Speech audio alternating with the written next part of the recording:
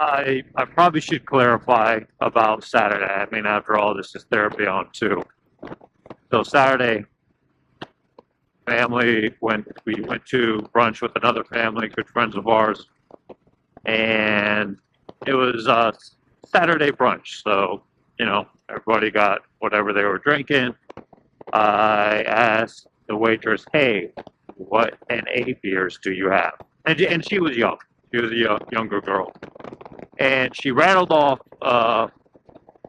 a larger number than what I'm used to. Usually, you go to a restaurant and you hear about, oh, this is our NA. They usually have one or two. Let's put it that way. Um, you don't get a long list. So I repeated the question. I said, "Okay, those are your NA beers, right?" Oh yeah, yeah, yeah. Okay, and my fault for not clarifying maybe what NA actually means. So maybe I should have done that. So anyway, she brings out. I order one. I was like, okay, that sounds like a new one. I'll try it. IPA. She brings it out, and my first red flag, and I should have thought of it, and it didn't even occur to me because we were talking, just enjoying the day. Was usually when they bring out an NA beer, they they have they bring it out with the can. So you get your can so you can actually see, okay, this is NA beer. Um, so I looked at it and I'm like, hmm. And I still had a funny feeling. So I asked my wife, I'm like, hey, babe, can you try it? Let me know. She tried it. She's like, I am not 100% sure because she's like, a lot of NA beers now, they've come so far that they taste like regular beers. So I'm like, okay.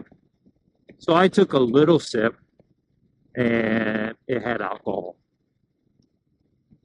And I don't know, maybe it was psychosomatic, but within a minute, I just felt a little sharp pain in the front of my forehead. So I only took one little sip, set it down, and I was like, you know what? I need to clarify this. That tastes like alcohol. And if so, I haven't had a drink in 3.5 years. I had to stop drinking. So I did. Called the waitress back, ma'am, this is non alcoholic, correct? And she got that look on her face. Oh my gosh, I'm so sorry. I'm so sorry. And I'm like, son of a gun, man. It pissed me off. Pissed me off. It really pissed me off because it's been 3.5 years, like I said, that I haven't had a drink. So uh, if you've been there, then you understand. If you haven't tried to be sober, then you don't understand. It's okay. But let me just tell you, no bueno, no bueno. Um, anyway, I was pissed. And so then, we're hanging out with my friends, and in the back of my mind, I'm thinking, right, did that just break 3.5 years of my sobriety? Do I have to go back and restart my sobriety date from scratch? Which, honestly, just the thought of it was infuriating because I felt like I made such strides. So that was in the back of my mind. So I tried not to focus on it, focus on the moment, enjoying friends and family. So I did okay. But as soon as I get back in the car, man, it's just bugging the piss out of me. So as soon as I get home, of course, I get online. I'm like, hey, Googled it. This is what happened.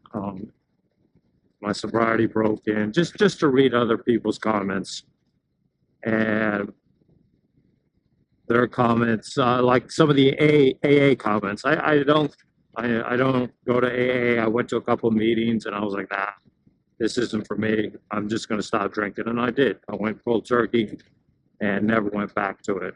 And I'll get into why I stopped on another ride.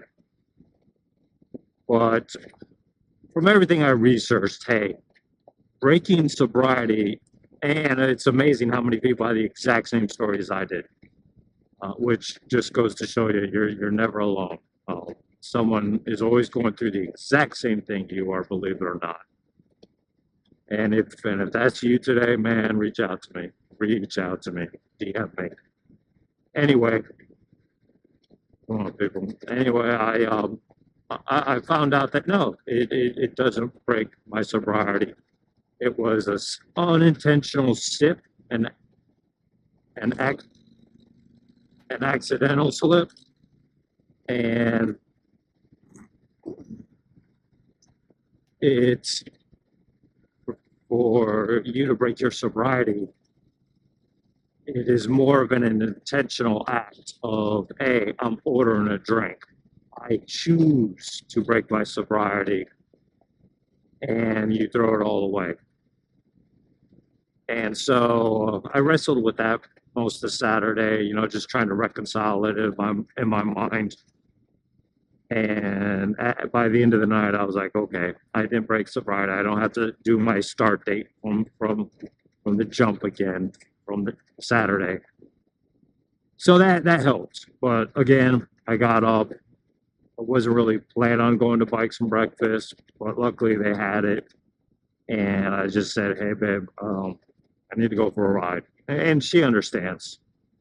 So I went for a ride, and let me tell you, that finished clearing my mind. It's like that breeze flows through everything when I'm riding, flows through my body, flows through my mind, and clears it. So that's why I had to go for a ride Sunday. And again, if that's you out there, man, reach out to me. It's been great facing life sober. Alcohol numbs you to emotions, to feelings. You're not really facing life and experiencing life to the fullest if you're not sober. A lot of veterans have that issue, a lot of first responders, and a lot of people in general. So anyway, guys, ride safe, keep the shiny side up. Talk to you later.